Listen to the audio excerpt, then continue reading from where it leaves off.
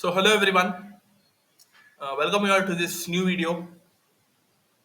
So as I've discussed in my previous video with the P-well CMOS process, and also before that we have started with module 3, and we have discussed in the first video the fabrication process of the for formation of CMOS, formation of transistors under the CMOS implementation. So the fabrication process is also done step by step procedure, and in the previous video we have seen the P-well, the formation of a transistor under P-well CMOS process technology. Okay, we have seen it step by step procedure. We have seen everything. So those who have not watched that video, please go and watch it. It is available in our channel. So in this video, we are going to discuss with the very important part of understanding the layouts and cross sectional areas. Okay, using the schematic diagrams. See, we have discussed the schematics as well as layouts.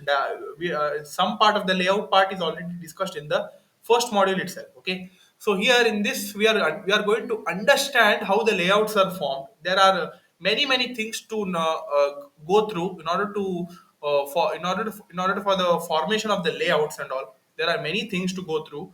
Okay, so those things all those things would be discussed in the upcoming videos, okay, along with this video, where how the layouts are formed, okay, in one cross sectional areas, and what and all are the set of rules for the designing of layouts. Okay, so there are some set of rules which is very essential for layout designing. So that also we are going to discuss in the upcoming videos.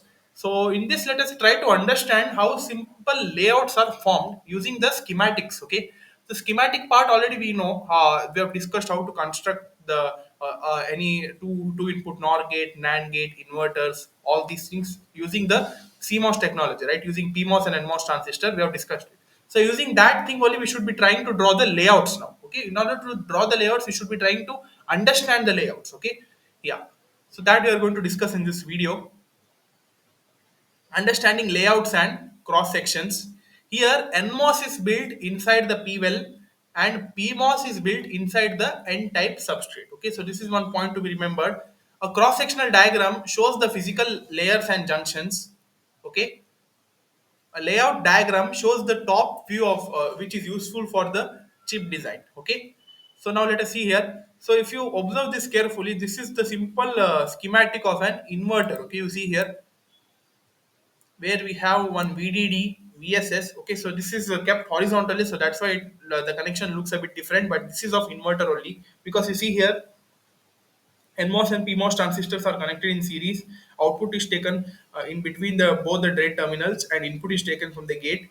We have one VDD and VSS, which corresponds to ground. Okay, so this is one inverter schematic. For this, they have sh- drawn the layout part. You see here, in order to draw the layout part, they have mentioned for VDD and VSS as one a simple bar. Okay, that we are going to discuss that what is this.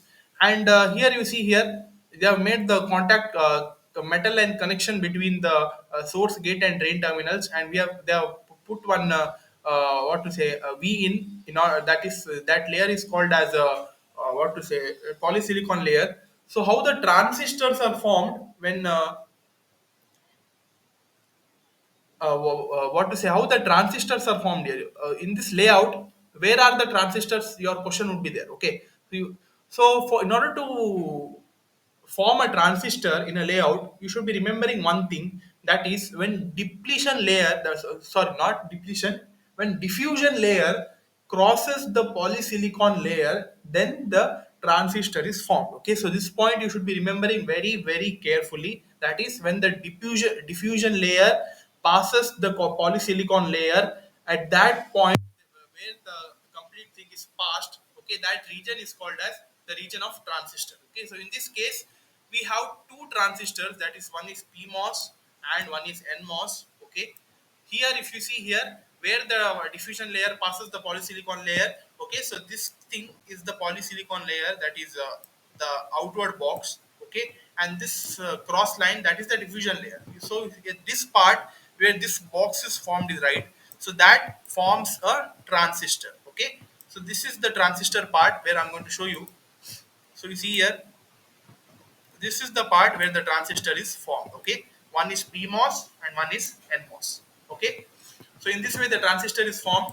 And now if you consider this transistor, So we have three terminals. You should be writing here only one is source, gate, and drain. Here also drain, gate, and source. If you consider that the connections are made as it is, since the gate and gate terminals are shorted. So see here we have this line which is drawn continuously, and from that point we are taking the input V in.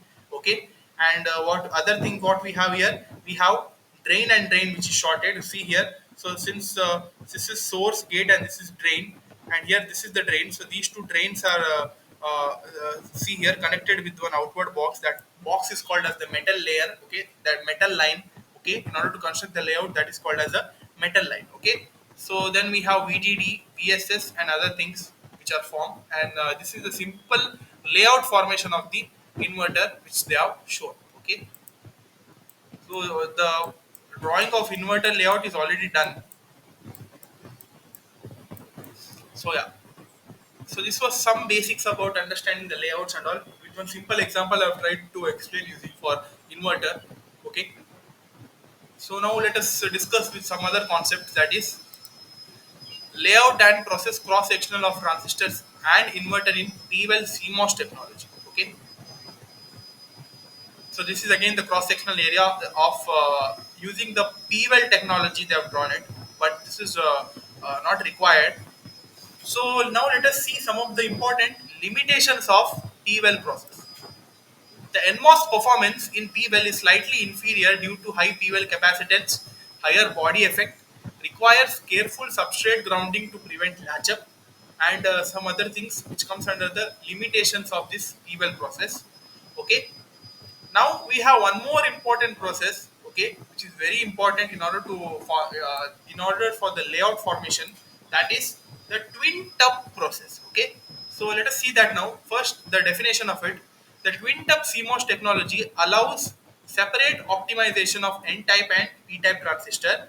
It enables independent control over the threshold voltage, body effect, gain of both NMOS and PMOS devices. So here you see here definition. The twin tub CMOS technology allows the separable optimization. So the optimization means that the in order to formation of CMOS technology, we need PMOS and NMOS transistors. In order to have a synchronous optimization between those two transistors, this twin tub process is very very essential. So it enables independent control. That is, it has the separate control over all the sets of transistors in the CMOS technology, that is PMOS and NMOS, which controls over the threshold voltage, body effect, and gain of both NMOS and PMOS devices. Okay, so this was the complete definition of this twin tub. Next is the substrate formation. Substrate, which is it is usually an N type or P type silicon wafer. On top of it, a lightly doped epitaxial, that is EPI layer, is grown. The epitaxy means the arranged upon layer. Okay, a process to grow a high purity silicon layer with controlled thickness and uniform doping. So the purpose of this EPI layer is that it prevents latch up and it provides better control over the electrical properties. So this was about epitaxy. So this is not so important. Next, we have the process flow overview. That is the in the twin tap PWEL in the twin tap process. It is just similar to that of the PWEL process, but we have some of the uh, extraction during the etching and formation. That thing we are going to discuss in this twin tap process overflow. Okay, so the process is similar to the PWEL process as I've told you, with one key difference that will let us see now. Both PWEL and NWEL are called as stubs together, and they are formed. Key steps of this twin tub process. First is tub formation. Okay, how this tub is formed? When both the NWEL as well as PWEL regions are formed using selective doping. Okay, that is for both the NWEL as well as PWEL. One common doping is done, and that common source of doping would be interconnecting both NWEL and PWEL regions in order to form the tub. Okay, so those things are called as tub. So in order to form a tub, the important point is that it should be having the selective doping. Next is thin oxide etching. So during the etching of the PWEL process, as I've discussed in the previous video, what is done is the thin oxide layer, that is thin ox layer, is formed in the layer where the PWEL is formed. Okay, but here in this case, one difference is that the thin oxide etching is done for both the sides. That is, In the P-well side, well, the P-well was constructed on the left, on the right of the transistor, right, that formation.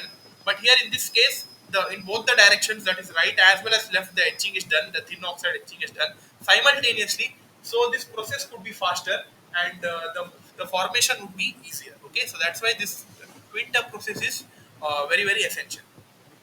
It removes a thin oxide layer where further steps like gate oxide formation will happen. Okay, so that is those things and all are not required. Gate oxide formation, the during the direct procedure of the P well and N well, both in both the sites, if thin oxide etching is formed, the further steps like gate oxide formation and all are not required. Okay, next is source and drain implantation. Dopants like boron or phosphorus are implanted to form the source and drain terminals. Next is contact cut definition. Openings are made in the oxide layer for metal contact, so these steps remains the same. Again, the metallization. Metal, usually aluminum, is deposited and patterned to correct all the components. Okay, so the metal layer, as I've told you in during the layout formation, in order to connect all the components, we need these metal layers. Okay, yeah. So this was about the steps in the twin-tap process. Then we have some of the advantages. Some of the advantages are better performance NMOS and PMOS transistors. That is for NMOS, low capacitance and less body effect, and for PMOS, improved performance via separate optimization. Next, it includes the threshold voltage adjustment using additional doping steps. These use Thinox and N plus masks. Okay, so these are some of the important advantages of twin tub process. So this is the complete flow chart of the twin tub CMOS process steps. So you see here in the mask one we have well definition. Okay, that is well regions are defined. Then after that N well is implanted and selectively oxidized. Next P well is implanted. Okay. Next is the well formation, that is N well formation. So for N well formation, again it is nearly 5 micrometer deep in the right side, in the left side of the silicon layer substrate. The N well is formed. Okay, and the P well formation is on the right side of the silicon substrate. That is again 5 micrometer deep. Then we have field oxidation, that is nearly one micrometer thick. Okay, the field oxidation. Then we have thick field oxide is non-selectively implanted with argon to generate a fast etching. In order to provide fast etching, we use the field oxide, which is non-selectively implanted with argon. Okay. Next is mask 2, that is thin oxide definition. Field oxide is etched to define the areas where gate oxide is required to be grown. Then the formation of gate oxide is done, that is nearly equal to 500 angstroms. Then mask 3, the threshold adjustment of future p-channel devices by selective implantation of boron. Then we have polysilicon deposition. Then at mask 4, you see here we have polysilicon patterning, that is the polysilicon is patterned.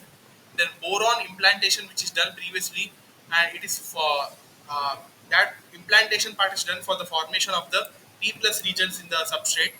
Then at the mask 5, the phosphorus is implanted for the formation of N plus region.